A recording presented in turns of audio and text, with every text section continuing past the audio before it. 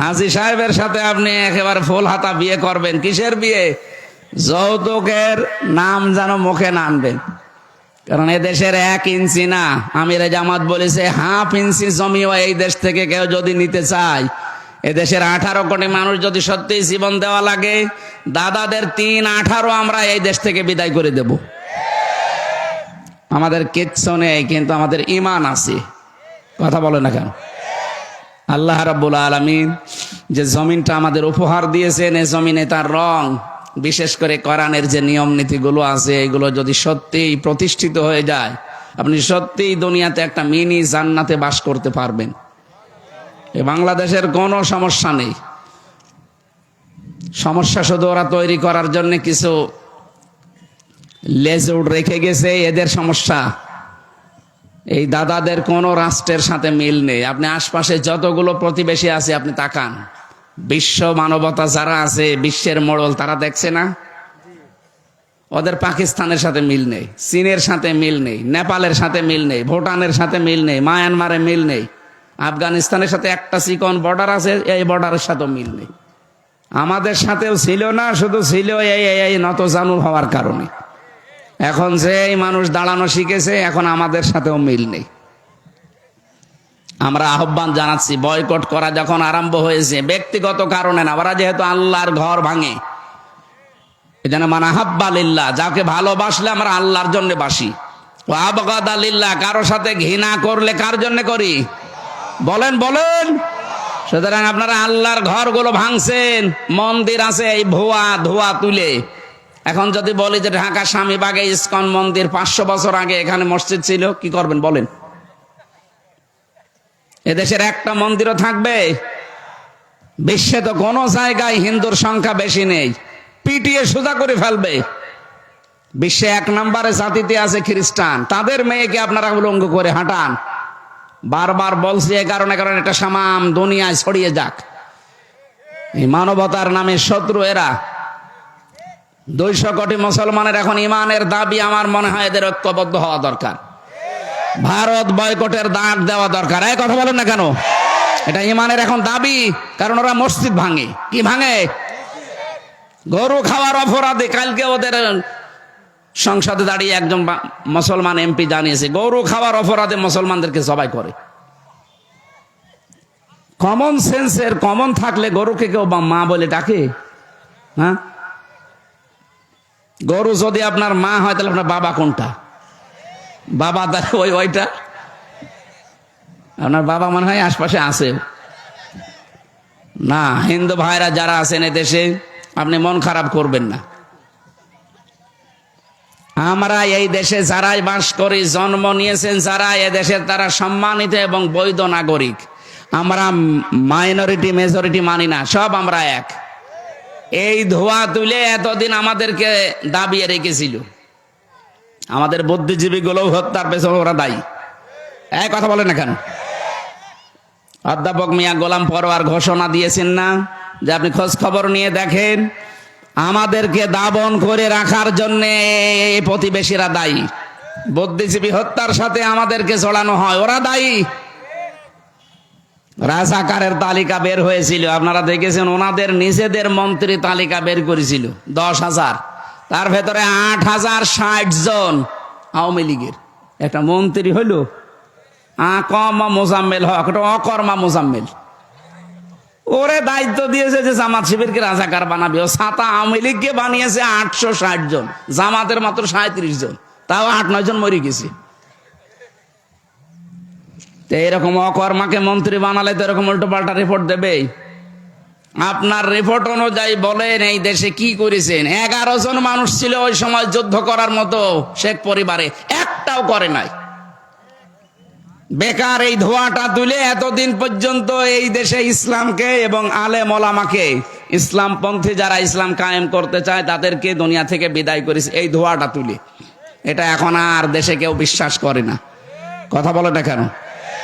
উনি যে আরামে নেই, উনি নিজেও টের পাচ্ছে। কালকে স্ট্যাটাস দেখেছেন যে আমি এখানে অঘোষিত জেলখানায় আছি, আমি এভাবে থাকতে চাই না। দরকার হয় নিজের দেশে যেয়ে সারা জীবন আমি সাইদি সাহেবের মতো জেলে থাকবো, তারপরও এখানে আমি আর থাকতে চাই না। ওটা অঘোষিত জেল। আর এখানে আসলে 165টা মামলা। আমার তো 2টা মামলায় যদি 3 বছর থাকা লাগে, ওনার তো 165টা, এক একটাই যদি 1.5 বছর করে হয়, কব্বরে চলে যাবে না? দরকার হয় আবার জীবিত হবে, আবার কব্বরে যাবে, তাও সাজা শেষ হবে না। আন্তর্জাতিক অপরাধ ট্রাইব্যুনালের দায়িত্বে যিনি আছেন এখন, প্রসিকিউটর, উনি ঘোষণা দিয়েছেন, চিফ যেটা, তাজুল ইসলাম, অ্যাডভোকেট তাজুল ইসলাম, যে ওনার যা অপরাধের ফেরিস্তি আমরা পাচ্ছি, যদি 100 বার ফাঁসি দেওয়া হয় ওনাকে, তারপরও আরো 10 বার দেওয়া যাবে। কি করেছেন আপনি? গত কয়েকদিন আগে এই যে কওমি মাদ্রাসার একজন আলেম মোশতাকুন নবী কাসেমি হাফিজাহুল্লাহ, তার সাথে আমি যোগাযোগ করেছিলাম। উনিও ছিল মাটির নিচে এই আয়না ঘরে, ওনারে নিয়েও গিয়েছিল। ওখানে আমি মাঝে মাঝে দেখতাম রাতের বেলা হঠাৎ করে 3-4 জন কালো পোশাক পরা এসে বলে, ওই রেডি হন। কি রেডি হন মানে? যার ঘরের সামনে যে বলবে রেডি হন, তার মানে তারে আজকে ক্রস দেবে। মুখ বেঁধে, চোখ বেঁধে, হাত বেঁধে নিয়ে সারা দিন সারা রাত শুধু ঘোরায়। কোথায় নিয়ে যায় কেউ জানে না। রাত 11টা-12টার পরে গাজীপুরের এক জঙ্গলের ভেতরে নিয়ে হাতটা খুলে বলে, যা দৌড়া। আপনি দৌড় দেবেন, পেছন থেকে গুলি করে বলবে ক্রস ফায়ারে মারা গেছে। এই ছিল নাটক এই দেশে। উনি বলছে আমারেও নিয়ে গিয়েছিল, আমার সামনে দিয়ে বহু মানুষকে নিয়ে গেছে, আমি টের পেয়েছি, কিন্তু দেখতে তো পাইনি, চোখ বাঁধা। বহু মানুষকে রাত 2টার সময়, 1:30টার সময় এসে ডাক দেয়, এই তাড়াতাড়ি রেডি হন আর নামাজ কালাম পড়লে পড়ে নিন। বলেন এই সময় মানুষের কি ভেতরে আর রুহ থাকার কথা? আপনি যদি এখানেই মেরে ফেলে, মাছের খাবার বানানোর জায়গা আছে, বিশাল পুকুর আছে ভেতরে, এখানে মাছের খাবার বানিয়ে দেয়। এইটাও যদি করে দুনিয়ার মানুষকে জানিয়ে দিন যে অমুক জনকে আমরা মেরে ফেলেছি, তাও তো তার বউ অন্য জায়গায় বিয়ে করতে পারতো, তার ছেলে মেয়ে জানতো যে বাবা মা মরে গেছে। আপনি এমন অবস্থা করেন যে 8 বছর, 10 বছর, 14 বছর পার হয়ে গেল, একটা মানুষ পড়ে আছে, এ দুনিয়ার মানুষ জানেই না যে ফিরে বেঁচে আছে। তার বউটাও বিয়ে করতে পারে না। এই যে ব্যারিস্টার আরমানের বউ বিয়ে করতে পেরেছে 8 বছর, জানতো না তো আমার স্বামী বেঁচে আছে না মারা গেছে, তারপরেও যাক আল্লাহ তারে ফেরত দিয়েছে। কিন্তু আমান আজমির বউটা 1 বছর আগে চলে গেছে। কতদিন? আর 9 বছর পর্যন্ত বেচার অপেক্ষা করেছে। এই সমস্ত শাস্তিগুলো যদি একটা একটা করে ধরা যায়, উনি তো বলেছে 100 বার ফাঁসি দেওয়া যায়। 100 বার না, আমার মনে হয় 1000 বার ফাঁসি দেওয়া যাবে। এই জন্য জালেমদের জায়গাগুলো আল্লাহ অভিশপ্ত করে দেয়। আপনি দেখেন ধানমন্ডির এই বাড়িটা এখন গণ পায়খানা, ওটা 8-10 জন করে একবারে যায় দেখলাম। কেউ এদিকে, কেউ এদিকে, কেউ এদিকে, কেউ এদিকে, চারিদিকে মুখ দিয়ে একেবারে একসাথে মনে আছে, মানে জামাতবদ্ধ টয়লেট চলছে। আল্লাহ আমাদেরকে জানাতে চেয়েছেন সূরা নামলের এই 52 নম্বর আয়াতটা দিয়ে, ইন্না ফি যালিকা লাআয়াতাল লিকাউমি ইয়ালামুন। অবশ্যই তোমাদের জন্য এর ভেতরে শিক্ষা আছে। শিক্ষা কি? এদের এত বড় শিকড় যদি আমি আল্লাহ কেটে দিতে পারি, আমি বললাম না দারোয়ান থেকে শুরু করে একেবারে সংসদ পর্যন্ত প্রত্যেক জায়গায় ওদের লোক সেট করা ছিল। এটা আমি টের পাইনি, এই রিমান্ডে যাওয়ার ওই মাটির নিচে যে টের পেয়েছি ওদের ওর মানে শিকড় কত দূর। ওরা নিজেরাই ধরে নিয়ে যায়, নিজেরাই মামলার আয়ু, নিজেরাই ম্যাজিস্ট্রেট, নিজেরাই বিচারপতি, নিজেরাই মামলায় বাধা দেবে, সব ওদের। আর আমাদের 2-একটা উকিল যা আছে, ও শুধু খুঁটির মতো দাঁড়িয়ে থাকবে, ওর কথা কেউ শোনে না। কি বানিয়ে নিয়েছিল বিচার ব্যবস্থাটা? শুধু বিচার না, প্রত্যেকটা জায়গায় ঠিক এইভাবেই। কথা বলেন ঠিক কিনা? আল্লাহ পাক বলেন, ও দুনিয়ার মানুষ, ফাকুতিআ দাবিরুল কওমিল্লাযিনা যালামু, জালেমদের শিকড় কেটে দেওয়া হয়ে গেছে। এখানে ফাজিল কামিল মাদ্রাসার প্রিন্সিপাল অধ্যক্ষ আছে। ফাকুতিআ এটা মোজারে কি মজহুল, এর ফাইল জানা নেই। আপনি বলেন তো, এই যে 630টা থানা বাংলাদেশে 5 তারিখে জালেমদের যে বাড়ি ঘর ভাঙা হয়েছে, এখন একটা বাড়ি ঘর ভাঙার কেউ চিহ্ন দেখাতে পারবেন যে এই লোকটা ভেঙেছে? ফাইল কে কর্তাকে কেউ জানে না। হানিফের বাড়ি উড়ে গেছে, কিন্তু কে ভেঙেছে কোনো আসামি নেই। সারা দেশের অবস্থায় ঠিক এইরকমই করেছে। আমি প্রত্যেক জেলায় কম বেশি যাচ্ছে, জালেমদের বাড়ি ঘরের চিহ্ন রাখে না, কিন্তু কে করেছে কেউ জানে না। আল্লাহ তাআলা বলেন, যখন শোনো, এরপরেও যদি শিক্ষা না নাও, আগামীতে যারা বসবে চেয়ারে এরাও যদি এদের মতো জালেম হয়, তাদের বাড়িও আমি কিন্তু জনসৈন্য পরিত্যক্ত করে দেব। এই জন্য আমরা সাবধান। অনেকে এই 5 তারিখের পরে চাঁদাবাজি আরম্ভ করেছেন, থামেন আপনি। আজকেও ভিডিও দেখলাম, একজন চাঁদাবাজি করছে নারায়ণগঞ্জে বন্দরে। আপনি এখনই এই সাহস পেয়ে গেছেন থালা হাতে না পেতেই। থালা হাতে পেলে কি করবেন, এটা জনগণের বোঝা হয়ে গেছে। এই জন্য মানুষ আস্তে আস্তে মুখ ফিরিয়ে নিচ্ছে। কথা বলে না কেন? আগস্টের 5 তারিখের আগে মাত্র 100 জনের 15 জন মানুষ চাইতো এদেশে ইসলাম কায়েম হোক, কোরআনের শাসনে দেশে আসুক। কিন্তু এখন 100 জনের 58 জন মানুষের তালিকা হচ্ছে। জরিপ আসতেছে 100 জনের 58 জন মানুষ চাচ্ছে দেশে কোরআন কায়েম হোক। কারণ সবাই এখন বুঝে ফেলেছে যে ওরা থালা হাতে না পেয়ে চাঁদাবাজি করে, থালা হাতে পেলে কি করবেনি। এই জন্য যারা এর উপরে টিকে থাকতে পারছে, এই 3 মাস কয়েকদিন হয়ে গেল, এখনো পর্যন্ত কাদা গায়ে লাগেনি। এই কথা বলেন না কেন? আমরা পারতাম না? এ মানুষগুলো পারতো না চাঁদাবাজি করতে? এদের শরীরে শক্তি কম ছিল, আপনার চাইতে নির্যাতিত কম হয়েছে এরা, কিন্তু করে নাই। কারণ আমাদের ধর্মে ওইটা নেই। কথা বলেন না কেন? আমাদের যে আদর্শ আমরা মেনে চলি, মুহাম্মদুর রাসূলুল্লাহর আদর্শে এটা নেই যে কারোকে জোর করে চাঁদাবাজি করা লাগবে। হ্যাঁ, জুলুম অত্যাচার নির্যাতনের শিকার হয়েছিলাম, আমরা মাফ করে দিয়েছি, কিন্তু মাফ পেতে হলে আপনার কিছু করা লাগবে। যার কাছে অপরাধ করেছিলেন 15.5 বছর আগে, তার কাছে যাবেন, যে বলবেন যে ভাই ভুল হয়ে গেছে, কি করা লাগবে বলেন, আপনার ক্ষতিপূরণ দিতে আমি রাজি আছি। কি ক্ষতিপূরণ না দিলে সে যদি বলে না আপনার মাপ নেই, আপনার আসলেও মাপ নেই। কত মানুষ দেখি কাবা শরীফ ধরে ধরে কাঁদে। ও জমি জায়গা আত্মসাৎ করে বাংলাদেশে, আর কাঁদে কোথায়? পাগল না একটা? আরে ভাই, আপনি জমি জায়গা আত্মসাৎ করেন, টাকা মেরে খান বাংলাদেশে, আর কাবা শরীফ সৌদি আরবে, ওখানে যে কাঁদছেন 650 কিলোমিটার দূরে, 6500 কিলোমিটার দূর। এত দূরে যে কান্নাকাটি করে লাভ আছে? আগে কাঁদবেন বগুড়ার ওই লোকটার কাছে, যার কারণে আপনি ওই লোক ব্যবসা করতে পারেনি, আপনার কারণে। আপনার কারণে চাকরি পায়নি। আপনি মিথ্যা মামলা দিয়ে, মিথ্যা সাক্ষী দিয়ে তারে বছরের পরে বছর জেল খাটিয়েছেন, খুন করেছেন, গুম করেছেন, আয়না ঘরে রেখেছেন। এক কথা বলছেন না কেন? আগে তার কাছে যে মাফ চান, যে ভাই আমার ভুল হয়ে গেছে। শুধু এতটুকু বললে হবে না। ও যদি বলে 15 বছরের শোধ চাই, আমি ক্ষতিপূরণ চাই, 50 লাখ টাকা আমারে দেওয়া লাগবে, আপনি তাই দেওয়া। কারণ মাল তো কম কামাননি, টাকা আগে দেন, তারপরে মাফ চান।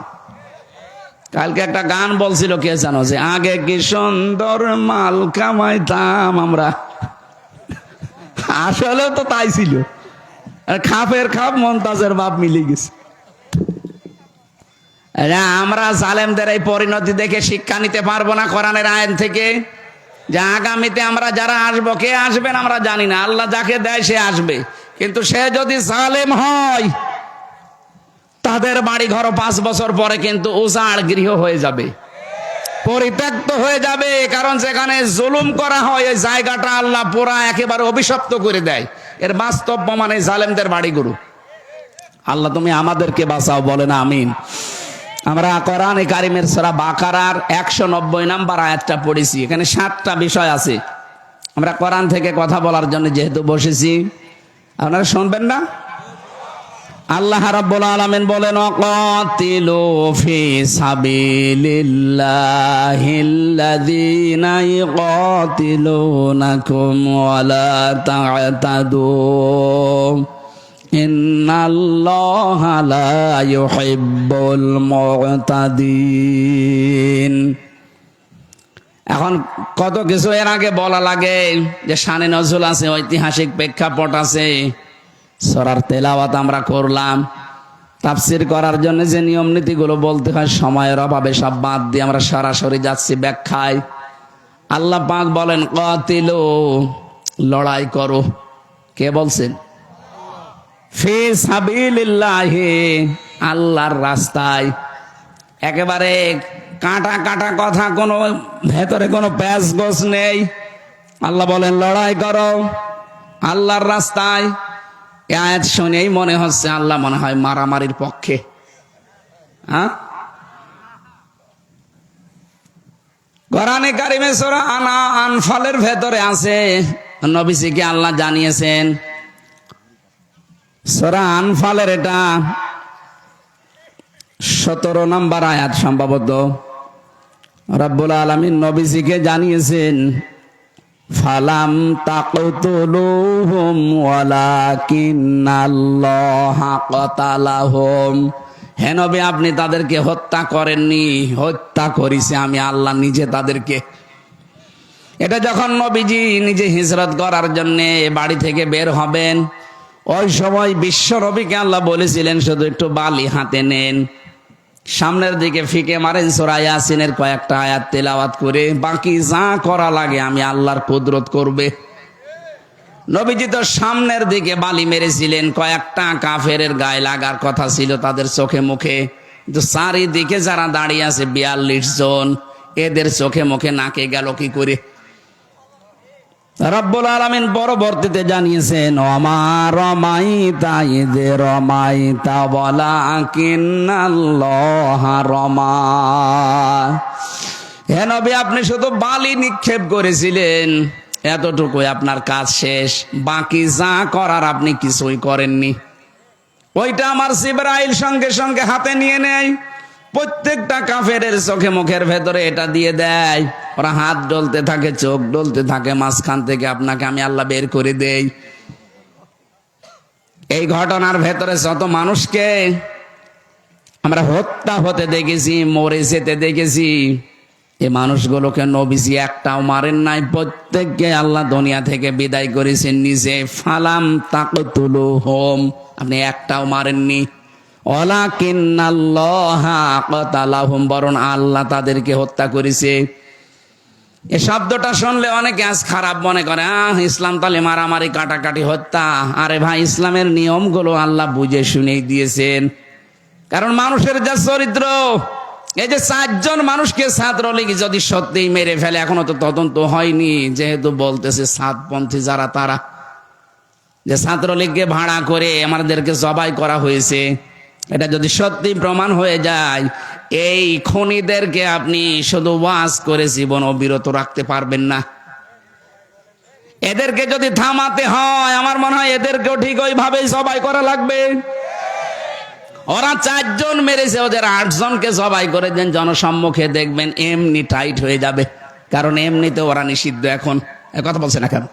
ওরা নিষিদ্ধ না, রাস্তাঘাটে পেলে কিন্তু মানুষ পিটাবে। এখন চরমপন্থা বেছে নিয়েছে, করেন। বিশ্ব মিডিয়ায় কিন্তু এগুলো ফোকাস হচ্ছে। 4 জন মেরেছেন তো 40 জনের খেসারত দেওয়া লাগবে। এতদিন এই মিথ্যাটাই ইসলামপন্থীদের উপর দিয়ে চালাতেন যে এরা জঙ্গিবাদ, এরা জঙ্গি। এই নাটকটা এখন আল্লাহ ঘুরিয়ে আপনাদের উপরে খাটাবে।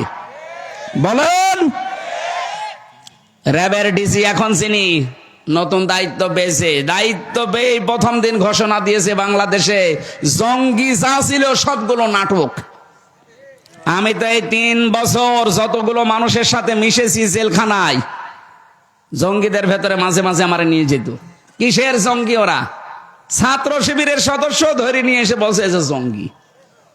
এখন নেন ঠেলা, একটা নিরপরাধ মানুষের উপরে দোষ চাপিয়ে দিয়েছিলেন, আমা ইয়াকসিব খতিয়াতান আও ইসমান সুম্মা ইয়ারমি বিহি বারিয়ান ফাকাদ ইহতামালা বুহতানা ওয়া ইসমাম মুবিনা। সূরা নিসার 113 নম্বর আয়াত। কোন মানুষ যদি নিজে অন্যায় করে আর অন্যায়টা নিরপরাধ একটা মানুষের উপরে চাপিয়ে তাকে কালার করে দেয়, বিপদে ফেলে দেয়, আল্লাহ পাক বলেন ও যেন প্রকাশ্য পাপের বোঝা বহন করে নিয়ে বেড়ায়। ওরা যে আজ প্রকাশ্য পাপের বোঝা, ওরা যে খুনি, ওরা যে গণহত্যাকারী, সারা দুনিয়া এখন জানতেছে। এই মিথ্যা তহমতটা আমাদের উপরে এতদিন দিয়ে চালিয়েছে। আমার নামেও জঙ্গি মামলা দিয়ে 3 বছর আটকিয়ে রাখলো। এখন নেন আপনার নামে, এখন আসলটা চলছে। কথা বলেন না কেন? এই জন্য ইসলামের ঔষধ গুলো আল্লাহ বানিয়েছে ঠিক ওই কায়দায়, যেখানে যেরকম দরকার ঔষধ ওখানে ওই রকম পাওয়ারফুল দেওয়া লাগে। এখানে আমি 100 পাওয়ার ঔষধ লাগবে, 10 পাওয়ারে দিলে হবে? সুতরাং হত্যার পক্ষে আল্লাহ না, কিন্তু বাস্তবতা ঠিক রাখতে হলে মাঝে মাঝে এরকম ঔষধ দেওয়া লাগে। আমার মনে হয় বাংলাদেশ এখন শান্ত করার জন্য যারা এই 4 জন তাবলিগ জামাতের মানুষকে হত্যা করলো, এদের খুঁজে ওইভাবেই জবাই করা দরকার। কারণ আল্লাহ তো আর হত্যার বিপক্ষে না, আইন দিয়েছে এই সংশোধনের জন্য। আর আমরা চাচ্ছি এ দেশটা সংশোধন হোক নাকি? যে 9টা বিষয় ছিল বৈষম্য বিরোধী ছাত্র আন্দোলনে, তাদের এইটাও ছিল যে আমরা সংস্কার চাই, আমরা সংশোধন চাই। সংশোধনে তো করতে চাচ্ছি, আপনি যা করেছেন উল্টিয়ে ওইটা যদি আপনার পক্ষে বিপক্ষে কাজে লাগানো যায়, ঠিক আপনি টাইট হয়ে যাবেন। আমরা চাচ্ছি খুব তাড়াতাড়ি এই 4টা মানুষ হত্যার বিচার করা হোক, খুব তাড়াতাড়ি। এক কথা বলে না কেন? সে যে যাকেই মেরেছেন মানুষ তো সে, কেন আপনি তাকে হত্যা করবেন ঘুমন্ত মানুষকে? খুব তাড়াতাড়ি এদেরকে আইনের আওতায় এনে যেভাবে ওরা জবাই করেছে বাইতুল মোকাররমের সামনে নিয়ে ঠিক ওদেরকে ওইভাবে জবাই করেন। সারা দেশ এই অবৈধ হত্যা বন্ধ হয়ে যাবে। এইটা আজ করা হয়নি, এই কারণেই 53 বছর কোন খুনের বিচার আমরা পাইনি। বিনা কারণে আল্লামা সাঈদীকে আপনি ঔষধ দিয়ে মেরে ফেললেন। লোকটাকে নিয়ে গেলেন, বললেন যে চিকিৎসা করা হবে, ও তো আনন্দে বের হচ্ছিল। তা আপনি ধোঁকা দিয়ে বোকা বানিয়ে তাকে ইনজেকশনের মাধ্যমে দুনিয়া থেকে বিদায় করে দিলেন। আপনার খুনি। রিমান্ডে আমারে যখন জিজ্ঞাসা করছে, হ্যাঁ আপনি স্ট্যাটাস দিয়েছিলেন যে পৃথিবীতে এক প্রধানমন্ত্রী আছে খুনি, কেন বললেন? হ্যাঁ, দুনিয়াতে তো 257টা রাষ্ট্র, পৃথিবীর কোন কোন প্রধানমন্ত্রী আছে খুনি। কোন প্রধানমন্ত্রী খুনি আমরা জানি না? আপনি তো জানেন, আমার জিজ্ঞাসা করতেন মানে? আমি যাই বলেছি, ভাই আমি তো এই দেশের প্রধানমন্ত্রীর নাম উল্লেখ করিনি যে উনি খুনি। না, কোন দেশের প্রধানমন্ত্রী খুনি আমরা জানি।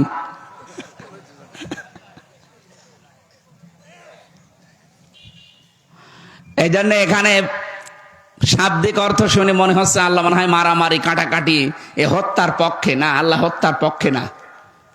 আল্লাহ তাআলা হত্যা করার জন্য বলেছেন, দুনিয়া শান্ত রাখার জন্য। অফিল কিসাসি হায়াত ইয়া উলিল আলবাব, এই কিসাসের ভেতরে মানুষের জীবন লুকিয়ে আছে। এটা যদি সত্যি আজ কায়েম না হয়, এই 54 বছর না 154 বছর পার হয়ে যাবে, এদেশের এই অবৈধ হত্যা বন্ধ করা সম্ভব না। এজন্য আমরা চাই এই আইনটা তাড়াতাড়ি করে পাশ করেন। যেহেতু দেশের সংবিধান এখন সংস্কার চলছে, 96% মুসলমান এই দেশে। কত বলেন না কেন? আমরা তো চাই 4% যারা অন্য জাতির আছে তারাও চাচ্ছে যে শান্তি চাই। তো শান্তি চাইলে এর উপরে আর শান্তি দেওয়ার কিছু নেই। 77টা আয়াত দিয়ে আল্লাহ একটা সূরা নাজিল করেছেন, নাম তার সংবিধান, সূরা ফুরকান। নাম কি? 77টা আয়াত আছে, 73টা ধারা আছে।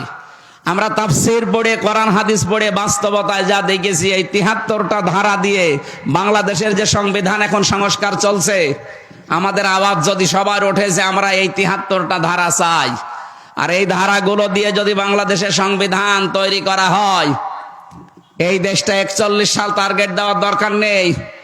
এই বাংলাদেশ 41 দিনে একটা মিনি জান্নাত হয়ে যাবে। এমন এমন বিধান আল্লাহ ওই 73টা ধারার ভেতরে দিয়েছে। সুবহানাল্লাহ বলতে পারেন না? সংস্কার যখন চলছে, এই সংস্কার আমরা চাই কিনা বলেন বলেন। এজন্য অবৈধ হত্যা বন্ধ করার জন্য আল্লাহ এই আদেশটা দিয়েছেন, অকাতিলু, তোমরা লড়াই করো, কতল করো। আল্লাহ কিন্তু একেবারে শব্দটা খুব কঠিন দিয়েছেন, কারণ দুনিয়া শান্ত করা দরকার। আর এখন আমার মনে হয় এটা আরো বেশি দরকার। ওয়ালা তুফসিদু ফিল আরদি বা'দা ইসলাহিহা, পৃথিবী শান্ত হয়ে যাওয়ার পরে কোনো মানুষ যেন এখানে বিশৃঙ্খলা তৈরি না করে। সুতরাং এইটা যারা করছেন তাদের বিরুদ্ধে এখন সবাইকে ঐক্যবদ্ধ হওয়া ইমানের দাবি এইটা। তাহলে কতল করা লাগবে, মারামারি করা লাগবে কার রাস্তায়? ফি সাবিলিল্লাহ। এই রাস্তাটাই আল্লাহর। নামাজ এটা আল্লাহর রাস্তা, রোজা আল্লাহর রাস্তা, হজ আল্লাহর রাস্তা। আমি পড়া কোরআনে পাইনি, আপনি পাইলে কোনো আয়াত বলেন। নামাজ পড়লেই এইটা ইসলাম, রোজা রাখলে এইটা ইসলাম, এইটাই আল্লাহর পথ। এখন প্রশ্ন আসতে পারে না যে আমরা যে লড়াই করব, সংগ্রাম করব আল্লাহর রাস্তায়, আল্লাহর রাস্তা কোনটা? অধিকাংশ মানুষ যারা আছে এরা বলে আল্লাহর রাস্তা মানে নামাজ, আল্লাহর রাস্তা মানে রোজা রাখা, আল্লাহর রাস্তা মানে জিকির করা। না, পুরা কোরআনে এই সমস্ত নামে কোন জায়গায় ফি সাবিলিল্লাহ নেই।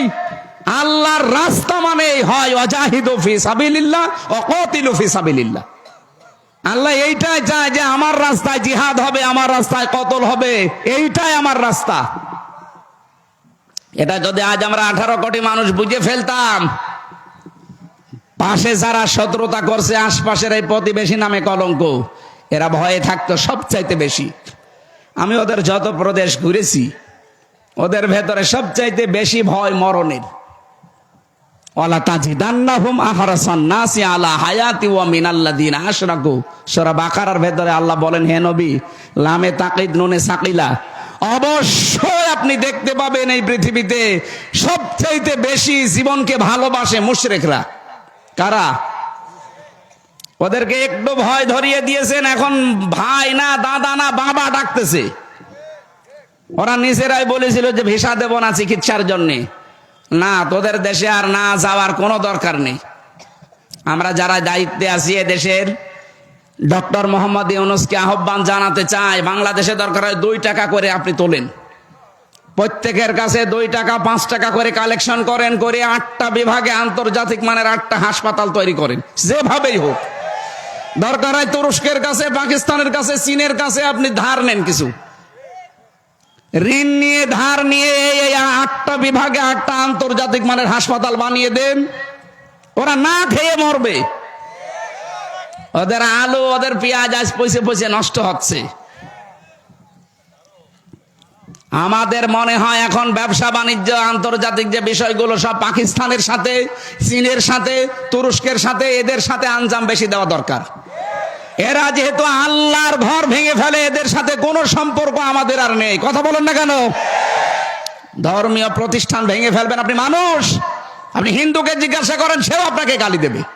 আজকেও পঞ্চগড়ের এই কি রাধা রানী কি যেন নাম, গালি দিচ্ছিল মোদিকে। মানুষ না কেউ একটা জানোয়ার। আপনার নিজের ধর্মের লোক আপনাকে মানুষ বলে জানে না, কারণ আপনি আল্লাহর ঘর মসজিদে হাত দিয়েছেন। পৃথিবীর প্রত্যেকটি ধর্ম, কোন ধর্ম খারাপ কথা বলে নাই। কথা বলেন না কেন? আর আমাদের তো একেবারে শান্তির ধর্ম। এ ধর্মের উপরে দুনিয়ায় কোনো ধর্ম নেই, এটা প্রমাণ হয়ে গেছে। গত কয়েকদিন আগে আমি যশোরের এক অধ্যাপক, অনেক বিসিএস ক্যাডার, হিন্দু, ওনারে বলেছিলাম আমাদের ধর্মে জোর জবরদস্তি নেই স্যার, আমি আপনাকে জোরাজোরি করব না, আপনাকে ইসলাম গ্রহণ করতেও আমি আহ্বান জানাবো না, আপনি শুধু আমার ধর্মীয় গ্রন্থটা একটু বুঝে পড়েন। 3 মাস সময় দিলাম। যেহেতু জ্ঞানী মানুষ তো, বিসিএস ক্যাডার তো এমনি হয়নি। 3 মাস পরে দেখলাম উনি নিজেই মুসলমান হয়ে গেছে। শান্তির ধর্ম এইটাই, যদি একটু আপনার বিবেকটা কাজে লাগান। এই জন্য আল্লাহর রাস্তা শুধু নামাজ নয়, শুধু রোজা নয়, শুধু হজ নয়, শুধু দান সাদগা নয়, শুধু জিকির আজকার নয়। আল্লাহর রাস্তা হচ্ছে আলিয়াউমা আকমালতু লাকুম দীনাকুম ওয়া আতমামতু আলাইকুম নি'মাতি ওয়া রাদিতু লাকুমুল ইসলাম দীনা। পৃথিবীতে ইসলাম পরিপূর্ণ, এটা আল্লাহর রাস্তা। এর ভেতরে যদি নামাজ থাকে, এর ভেতরে আকিমুদ্দিনও থাকবে। এক কথা বলেন না কেন?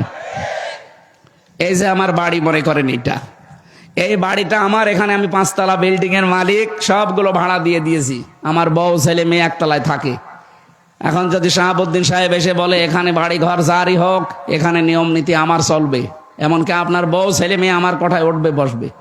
উনি যত বড় লোক হোক, ওনার কথা মানা টাইম আছে আমার? কথা বলে না কেন? বাস্তবতা এইটা। একটা ঘরের মালিক আমি, উনি বাইরের লোক এসে আমার কথা, ওনার কথা শোনার মতো টাইম আমার নেই, তাও বড় মানুষ। আল্লাহ বলেন আলা আলাহুল খালকু ওয়াল আমরু, এ জমিন আমার, এখানে আইনও চলবে আমার। ইনিল হুকমু ইল্লা লিল্লাহ, বানিয়েছি আমি, এখানে বিধান দেওয়ার মালিককে। সেইটা বাদ দিয়ে যদি দুনিয়ার কারো বিধান এখানে চালু করার চেষ্টা করেন, আল্লাহ মেনে নেবে? এই জন্য তো আল্লাহ মানে না। এই জন্য আমাদের উচিত হবে, আমার ঘরে যেমন শাহাবুদ্দিন সাহেবের বিধান নিয়ম নীতি চলে না, আল্লাহর এই দুনিয়া, এই জমিনে আল্লাহ বাদে কোনো মানুষের তৈরি করা আইন চলবে না। এটা অনেকে দুনিয়ার কাজ মনে করে এড়িয়ে যান, না, এইটাই আসল কাজ। ওয়াকাতিলু ফি সাবিলিল্লাহ, এইটার জন্য যদি কতল করা লাগে, মারামারি করা লাগে, মিছিল মিটিং করা লাগে, দল করা লাগে, যদি রায় দেওয়া লাগে, সব আমি এইটার জন্য করব। কিন্তু পরের শব্দে আল্লাহ দিয়েছেন ওয়াকাতিলু ফি সাবিলিল্লাহিল্লাযীনা ইউকাতিলুনাকুম ওয়া লা তা'তাদু। কিন্তু সাবধান এই কাজ করতে যে তোমরা সীমা লঙ্ঘন করবা না। কি করবা না? এই বিষয়টা সামনে নিয়ে আসা লাগবে আমাদের। আর এইটা সামনে আছে, এই জন্য আমি কোরআন হাত দিয়ে বলছি, জামাত শিবির আর ইসলামী ছাত্রী সংস্থা, এই তিনটার ভেতরে এইটা আছে। এরা সীমা লঙ্ঘন করে না, এই কারণে আল্লাহ এদের কাজ উপরে তুলে দিচ্ছে। আপনাদেরকে আহ্বান জানাচ্ছি, যারা বিভিন্ন রাজনৈতিক দলে আছে, সীমা লঙ্ঘন বন্ধ করেন ভাই। নিজের ব্যক্তিগত জীবন থেকে শুরু করে সব জায়গায় সীমা লঙ্ঘন বন্ধ করেন। আপনাকেও আল্লাহ পরিচিত করে দেবে, আপনাকেও আল্লাহ মানুষের কাছে গ্রহণযোগ্যতা বাড়িয়ে দেবে। ইন্নাল্লাহা লা ইউহিব্বুল মুতাদিন, অবশ্যই আমি আল্লাহ সীমা লঙ্ঘন যারা করে তাদেরকে পছন্দ করি না, ভালোবাসি না। আল্লাহ যদি ভালো না বাসে, দুনিয়ার মানুষের ভেতরে ভালোবাসা পয়দা হবে? এই জন্য জোর করে যারা ছিল, মানুষও পছন্দ করে নাই, আল্লাহ পছন্দ করে নাই। যেন আমরা যেন অনেকে আবার জোর করার চেষ্টায় আছেন, আপনি থামবেন। আমার কিন্তু চোখ শুধু দেখলেই বুঝি যে বাস্তবতা কি। না, অনেকে এখনো পর্যন্ত লেগে আছেন যে আমরা যেভাবেই হোক যাবো। আপনি কি করবেন? সে জোর করেছে কি হয় দেখলেন না? জোর করেছে হয়তো টিকে থাকা যায়, কিন্তু বিদায় নেওয়ার সময় কুকুরের চাইতেও লাঞ্ছিত হয়ে আল্লাহ বিদায় দেয়। এইটাই কোরআনের কথা। ইন্নামা নুমলি লাহুম লিয়াজদাদু ইসমা ওয়া লাহুম আযাবুম মুহিন। মানুষের পাপ যখন খাপের খাপ পরিপূর্ণ হয়ে যায়, তখন আল্লাহ অপমানজনক শাস্তি তাকে দেয়। এই দুনিয়াতে বহু মানুষ জোর করে টিকে থাকার চেষ্টা যারা চালিয়েছে, তাদেরকে আল্লাহ জাতির সামনে ঘৃণিত, নিন্দিত এগুলো বানিয়ে দিয়েছে। হাজ্জাজ বিন ইউসুফের নাম শোনেননি? এও জালেম ছিল।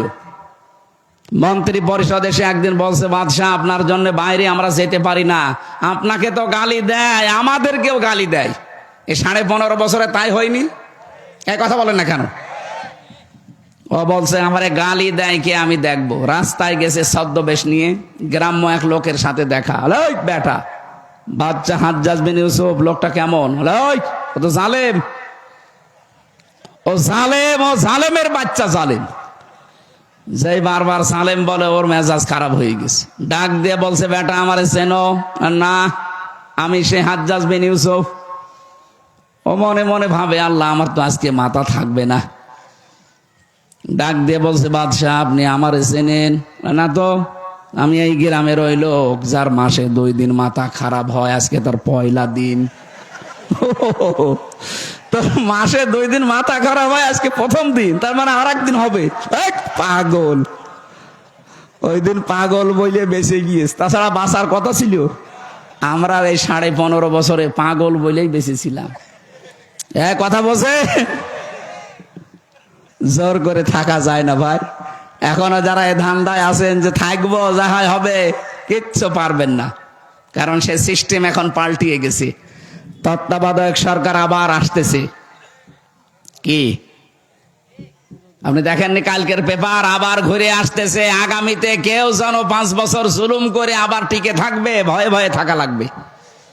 আল্লাহ রাব্বুল আলামিন 7 প্রকার মানুষকে তিনি পছন্দ করেন না। তার ভেতরে প্রথম নম্বরে যারা সীমা লঙ্ঘন দুনিয়ায় করে, সেই জান্নাত থেকে শুরু হয়েছে। সীমা লঙ্ঘন করলে আল্লাহ পাক তাকে শাস্তি দিয়েছে। আমাদের আদি পিতা মাতা সীমা লঙ্ঘন করেছিল, গাছের কাছে যাওয়া নিষেধ ছিল, গিয়েছিল। সীমা লঙ্ঘন আল্লাহ দুনিয়াতে পাঠিয়ে শাস্তি দিচ্ছে। হযরতে মুসা আলাইহিস সালাম এমনিতে রাগী নবী ছিলেন। একদিন ডাক দিয়ে বলছে, বাবা রুহের মানে ওই যে মেরাজে যাওয়ার সময় 2 নবীকে কথোপকথন করেছিল। কয়েকটা বর্ণনা তাফসিরে আছে, এই বর্ণনাটাই সঠিক। ডাক দিয়ে বলছে, আব্বাসান আপনি কোন কারণে এই গন্ধম গাছের কাছে মাকে নিয়ে গেলেন আর ফল খেলেন? যদি ফল না খেতেন তাহলে তো আর এই দুনিয়ার এই ঝঞ্ঝা বিক্ষুব্ধ পৃথিবীতে আমাদের আশা লাগতো না। এই ঝামেলার দুনিয়ায় ফেরাউন আমাকে খালি তাড়িয়ে নিয়ে বেড়ায়। হযরত আদম আলাইহিস সালাম বলেছিলেন, বেটা যদি ফল না খেতাম তো তোমরাও তো হইতে না। আমি ফল খেয়েছিলাম, অন্তত তোমরা দুনিয়ায় এসেছো, আবার কাজকর্ম করো, এরপরে আবার যে আমাদের আসল বাড়ি ওই বাড়ি ফেরত যাবা। কিন্তু আমাদের সীমা লঙ্ঘন যদি দুনিয়ায় আসার পরও আবার হয়, ওই যে বাড়ি থেকে আসলাম ওই বাড়ি আর ফেরত যাওয়া হবে না, আর একটা বাড়ি আছে জেলখানা। সুতরাং ওই বাড়িতে যেন আমাদের যাওয়া না লাগে। জেলখানা দুনিয়ারটাই যেরকম দেখলাম, আল্লাহটা না জানি কত কঠিন। আল্লাহটা কঠিন হবে না? আল্লাহ তাআলা বলেন লা ইয়ামুতু ফিহা ওয়ালা ইয়াহইয়া, এমন জাহান্নাম বানিয়েছি মরবেও না বাঁচবেও না। এজন্য প্রথম নম্বরে আল্লাহর ঘৃণিত বান্দা তারা যারা সীমা লঙ্ঘন করে। আজকে থেকে কোনো কাজে যেন আমরা সীমা লঙ্ঘন না করি। আল্লাহ আমাদের তৌফিক দিন এই আমলটা করার, বলেন আমিন। আমরা যারা জেনা ব্যভিচারে আছি, প্রশ্ন আসতে পারে জেনা ব্যভিচার আমার জীবনে নেই। হ্যাঁ আমি জানি, কিন্তু আপনার চোখের জেনা, আপনার মুখের জেনা, আপনার হাতের জেনা, পায়ের জেনা, কলবের জেনা, এগুলো হচ্ছে। এই দেশটাতে এখনো যেহেতু ইসলামী পর্দা কায়েম হয়নি, এই জন্য হচ্ছে। কি দুইটা ঔষধ আল্লাহ দিয়েছেন, যদি মেনে চলতে পারেন, আমি সহ প্রত্যেকেই, সে যে বয়সেরই আছেন, প্রত্যেকেই যদি এই দুইটা ঔষধ মেনে চলতে পারি আল্লাহর দেওয়া, তাহলে জেনা থেকে বেঁচে থাকা যাবে। 15 দিন মাত্র আমল করেন। আজ যারা পরকীয়া প্রেমী আছেন, নিজের স্ত্রী বাদ দিয়ে অন্যের সাথে লাইন করেন, এটাও বন্ধ হয়ে যাবে। নিজের স্ত্রী বাদ দিয়ে অন্যের সাথে যারা লাইন করে, নিজের স্বামী বাদ দিয়ে অন্যের সাথে যারা লাইনে আছে, এমনি না, এটা কারণ আছে। কারণ স্বামীর কাছ থেকে স্ত্রীর কাছ থেকে ওই রেসপন্স পায় না, তখন ও বাধ্য হয়ে আলাদা রাস্তায় যায়। অথচ নিজের স্ত্রী বাদ দিয়ে ইল্লা আলা আজওয়াজিহিম আও মা মালাকাত আইমানুহুম ফাইন্নাহুম গায়রু মালুমিন, নিজের স্ত্রী বাদ দিয়ে অন্য কোন মহিলা কামনা করাই জায়েজ নেই, করাই জায়েজ নেই। সেখানে আমরা পরকীয়া প্রেমে অনেকে আসক্ত, এখানে মনে হয় নেই। কারা কারা করছেন হাত তোলেন তো। না, এ জেলায় থাকে, এ জেলায় সব আল্লাহর ওলি বাস করে, এ জেলায় নেই, অন্য জেলায় থাকতে পারে, এই জন্য বলছি। যারা নিজের স্ত্রীর প্রতি আজ আকর্ষণ হয় না, অন্যকে দেখলেই ভালো লাগে, তাদের জন্য বলছি 15 দিন আমল করবেন। এটা সূরা নূর 30 নম্বর আয়াত। অকুল্লিল মুমিনিনা ইয়াগুদ্দু মিন আবসারিহিম ওয়া ইয়াহফাযু ফুরুজাহুম যালিকা আযকা লাহুম। আল্লাহ পাক বলেন, এ মুমিন পুরুষেরা, পরনারী দেখলেই তোমরা চক্ষু নিম্নগামী করবা। কে বলছেন? বলেন বলেন। এটা প্রথম ঔষধ।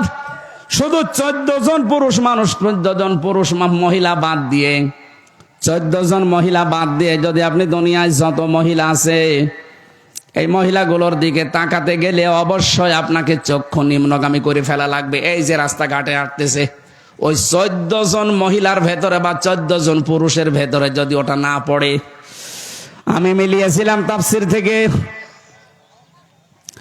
আল্লাহর নবী মুহাম্মদ রাসূলুল্লাহকে সূরা নিসার 21 নম্বর আয়াতের তাফসিরের ভেতরে জানিয়েছে, হে নবী, 14 জন মহিলা সম্পর্কে আপনি তাদেরকে জানান। নিজের মা, নিজের বোন, নিজের মেয়ে, নিজের পুত্রবধূ, ভাইয়ের মেয়ে, বোনের মেয়ে, এরকম 14 জনের তালিকা সূরা নিসার ভেতরে আছে। যদি এই 14 জন পড়ে যায় সামনে, আপনি তাকাতে পারবেন, কিন্তু মুখমণ্ডল, হাতের কবজি আর পায়ের পাতা বাদ দিয়ে বাকি জায়গায় তাকানো যাবে না। কথা বুঝতেছেন? নিজের যুবতী মেয়ে যদি সামনে পড়ে, হাত দেখতে পারবেন, তার মুখমণ্ডল, হাতের কবজি, পায়ের পাতা, বাকি শরীর কিন্তু বাবার সামনে ঢেকে রাখা লাগবে। অনেকে আজ আধুনিক পরিবারে দেখি শুনি যে মেয়েরা বাবার সামনে হাফ প্যান্ট পরে থাকে। নাউজুবিল্লাহি মিন যালিক। এজন্য অঘটনও ঘটে যায়। আল্লাহর প্রতিটি বিধানের ভেতরে শিক্ষা আছে, না নেই? এই জন্য আমরা সব কথা বলছি, এই 14 জন মহিলা বাদ দিয়ে যারাই সামনে পড়বে, মন যদিও চাই কন্ট্রোল করে চক্ষু নিম্নগামী করবেন। আর লজ্জা স্থানের হেফাজত করা লাগবে। 15 দিন একটু কাজ করে দেখেন, দুনিয়ার কোন মহিলার প্রতি আর আপনার আকর্ষণ যাবে না, তখন সব আকর্ষণ আপনার জায়েজ স্ত্রীর প্রতি যাবে। আল্লাহ আমি সহ যারা আসলাম, এই ঔষধগুলো মেনে চলার তৌফিক দিন। 2 নম্বরে লজ্জা স্থানের হেফাজত করা বড় কঠিন হয়ে গেছে এই আকাশ সংস্কৃতির কারণে। এগুলো সব এখন আমাদের কাছে আসে। এই জায়গায় যে কত কঠিন নিজেকে কন্ট্রোল করার, বিশেষ করে যুবক মানুষ যারা, আমি সহ যারাই আছি, আমাকে সহ আল্লাহ প্রত্যেককে যেন নিজের পক্ষ থেকে সাহায্য করে এই জেনা থেকে বাঁচার তৌফিক দেন, আমিন। আল্লাহুম্মা আমিন। লা ইলাহা ইল্লা আনতা সুবহানাকা ইন্নী কুনতু মিনাজ জালিমিন। আল্লাহ তাআলা এখনই নামাজ হবে জোহরের, এজন্য আমরা শেষ করে দিয়েছি। যেভাবে আরম্ভ করেছিলাম, আমার যদি কয়েক ঘন্টা আমরা চলতাম কেউ চলে যেত না। কোরআনে কারিম শোনার জন্য, বোঝার জন্য মানুষগুলো এত পাগল হয়ে আছে। আল্লাহ তাআলা মেহেরবানি করে আয়াতের প্রথম শিক্ষা, জীবনের সীমা লঙ্ঘন থেকে আমাদেরকে বাঁচাও। রব্বুল আলামিন, দেশটা তুমি স্বাধীন করে দিলে, এ দেশটাতে তোমার কোরআনের আইনও জারি করে দাও। তোমার বান্দা বান্দীদের মন দিল তোমার আইনের দিকে ঝুঁকিয়ে দাও। যারা চেষ্টা চালাচ্ছে এ দেশে কোরআনের আইন কায়েম করার জন্য, তাদের তুমি হামে ওয়া নাসির হয়ে যাও। মা বোন যারা এসেছে আল্লাহ, মা বোনদেরকে ফাতিমার মতো, খাদিজার মতো বানিয়ে দাও। এদেরকে পর্দায় থাকার তৌফিক দাও। এই মাদ্রাসাটা যিনি প্রতিষ্ঠাতা করেছিলেন